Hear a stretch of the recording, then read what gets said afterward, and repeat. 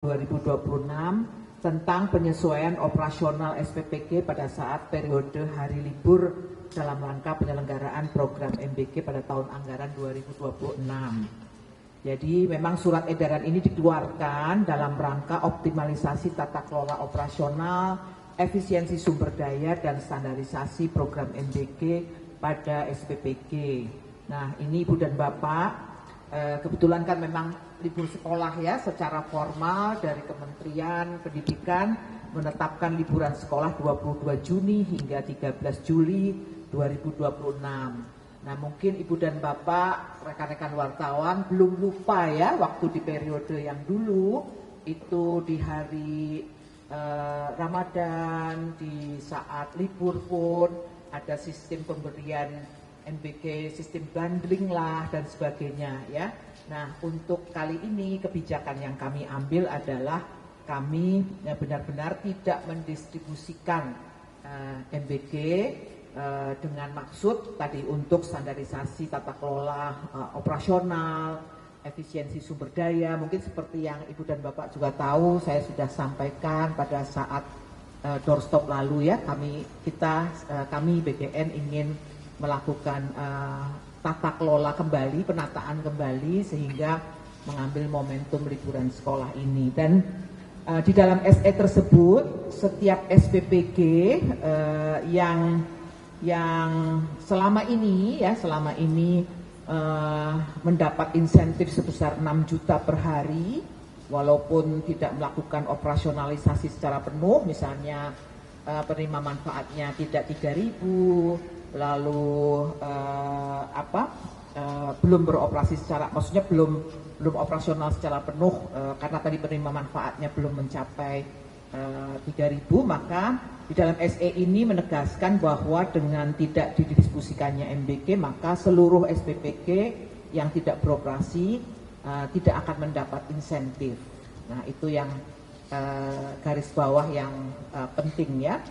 Dan kalau kita melihat angka jumlah SPPG yang telah beroperasi 27.820 dikalikan dengan insentif per hari itu selama 18 hari, maka kita sudah bisa melakukan efisiensi insentif SPPG itu sebesar 3 triliun 4.560 juta.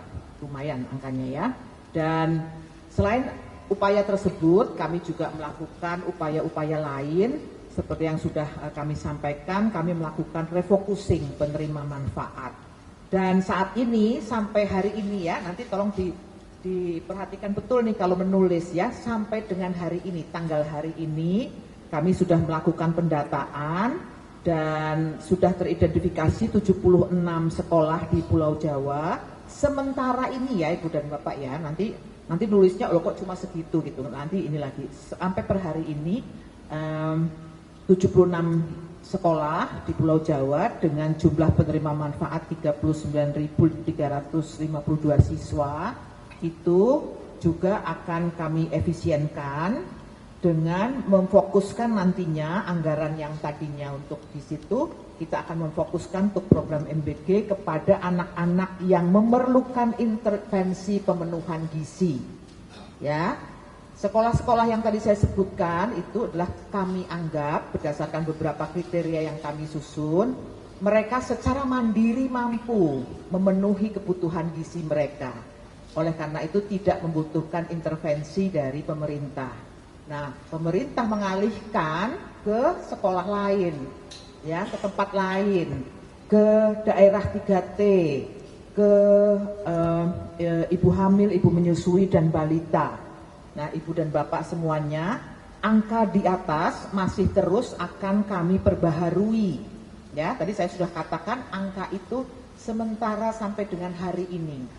Kami masih terus bekerja untuk memperbaharui kualitas data, ya, karena data itu sangat penting untuk menjadi dasar bagi kami membuat kebijakan tentang refocusing penerima manfaat. Jadi saya baru menyampaikan per hari ini ya, nanti jangan ditulisnya oh kok cuma segitu, enggak, per hari ini, tapi masih akan terus bisa jadi akan terus bertambah karena memang kami melihat beberapa indikator ya. Ada kerentanan gizi, kondisi sosial ekonomi, akses terhadap pemenuhan gizi dan sebagainya. Itu nanti yang akan kami injek di dalam data-data yang kami sudah punya agar pada akhirnya nanti kami benar bisa melakukan refocusing penerima manfaat kepada rakyat di Indonesia ini, anak-anak Indonesia ini yang benar-benar membutuhkan intervensi gizi dari pemerintah. Bagi yang secara mandiri bisa memenuhi gizinya karena kondisi-kondisi yang tadi mungkin secara ekonomi berada di desil yang tinggi itu, maka tidak akan diberikan program makan bergizi gratis ini. Sekali lagi, hal ini kami lakukan agar program makan bergizi gratis ini benar-benar secara efektif. Ya, efektif itu diberikan kepada memang yang tepat sasaran dan efisien karena nanti angkanya yang akan digunakan APBN pun bisa lebih kita efisienkan lah, kita hemat. Mungkin itu yang pertama dari saya. Terima kasih. Baik, izin ini langsung tanya jawab Bu. Oh ya. Jadi temanya hari ini tentang refocusing dan efisiensi APBN ya. Jadi teman-teman mohon, ini kloter pertama ada 3 penanya, silahkan dari sisi sini 1, tengah 1, sana 1 ya. Ini dulu kali ya Mas Mike ya, silakan. Sebutkan nama dan asal medianya.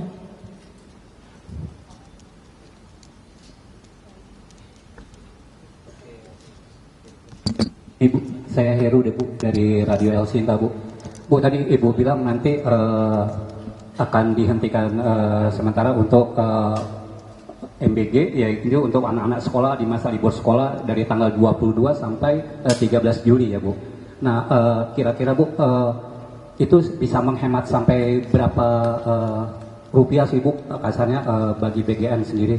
Terus yang kedua Bu, nantinya Bu ada pengawasan nggak Bu terhadap SPPG ini Bu? Terima kasih Bu. Langsung ya.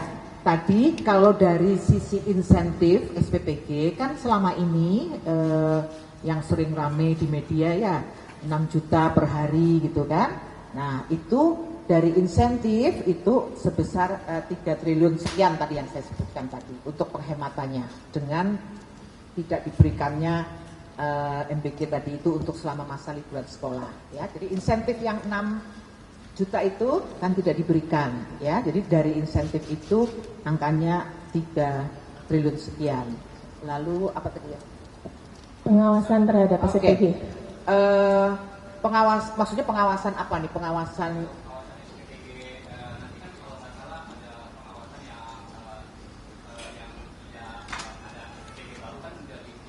ya, begini, ada beberapa aplikasi yang digunakan di BKN, ya, ada portal mitra. Kami sudah tutup, jadi portal mitranya kami tutup. Artinya tidak ada lagi bisa orang akses untuk dapur baru. Jadi kita mengawasinya by sistem nih, gitu, ya. Lalu untuk yang tadi, gimana caranya supaya mereka virtual account-nya tidak kami kirimin? Jadi supaya memang tidak bisa operasional kan karena uangnya tidak kami top up. Itu cara-cara kami. Jadi tidak perlu yang pengawasan kita harus datang gitu, nggak perlu. Jadi dengan kita tidak mengirimkan top up di dalam virtual account itu otomatis SPPG tidak bisa beroperasional. Gitu. Ya jadi bukan pengawasan kita yang nanti akan ngecek satu-satu bener nggak beroperasi, nggak, itu nggak. Tapi dengan sistem yang ada.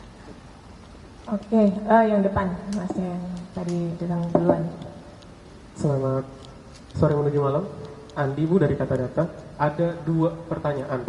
Pertama, soal tadi Ibu bilang desil yang tinggi tidak akan mendapatkan MBG karena sudah mampu.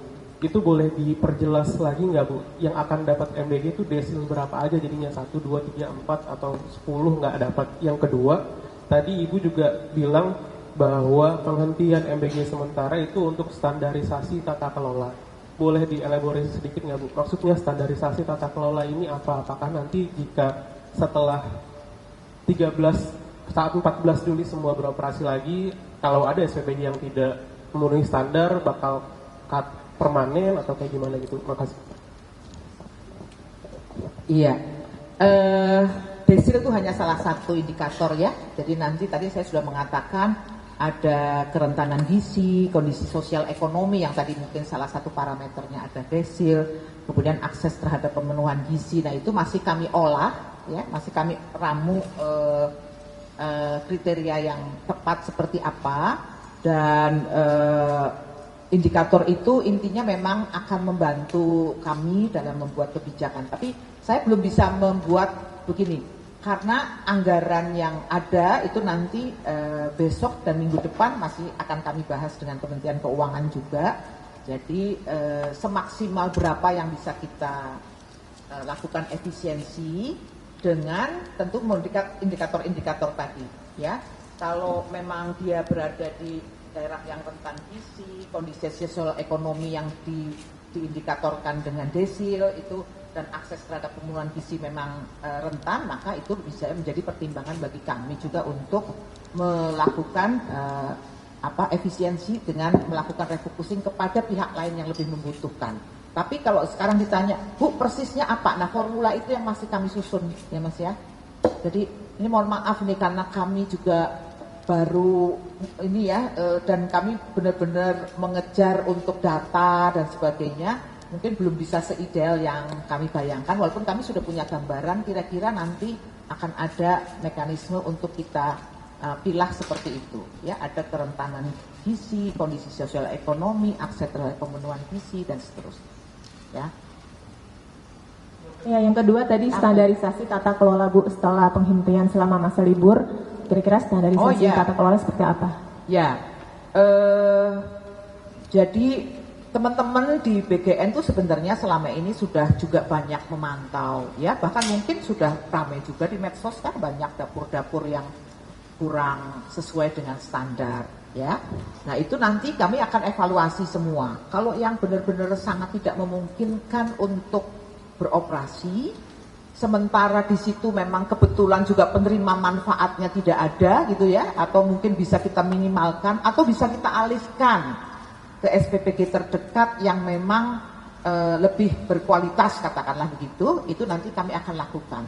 Tapi sekali lagi Mas, ini harus satu persatu nih, memang agak rumitnya ya, harus satu persatu, dan kami berpatokan dulu ke penerima manfaat dulu nih, begitu ya. Jadi mungkin yang kemarin itu kan, ya mungkin teman-teman udah tahu lah ya, ada jual beli titik, sehingga yang menjadi fokus tuh SPPG-nya. Penerima manfaatnya, ya pokoknya nanti dicari terdekat di situ. Nah, kami tidak ingin seperti itu, maka sekarang pastikan dulu penerima manfaat, pastikan dia akan di supply gitu, diantar dari SPPG yang mana.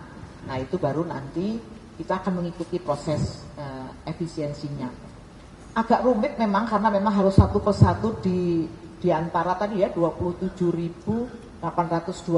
Tapi sebenarnya teman-teman di Kedeputian Tawas, pemantauan pengawasan dan sebagainya sebenarnya sudah punya data-data awal yang mungkin bisa menjadi fokus kami nanti untuk kami cermati apakah SPPG itu memang masih bisa kita tingkatkan misalnya ya secara kualitas, atau memang benar-benar. Jadi mungkin teman-teman tahu ya, kemarin kan sempat ada perubahan juknis dari 400 luasan dapurnya diubahlah oleh kepala SDGN yang dulu menjadi 150 kayak gitu loh. Nah itu kan yang seperti itu kan menyebabkan dapur-dapur kemudian menjadi tidak memenuhi standar untuk menghasilkan kualitas makanan yang baik. Nah itu Mas ya. Ya memang agak ini harus pelan-pelan dicek satu persatu gitu. Oke, yang dari sisi sana.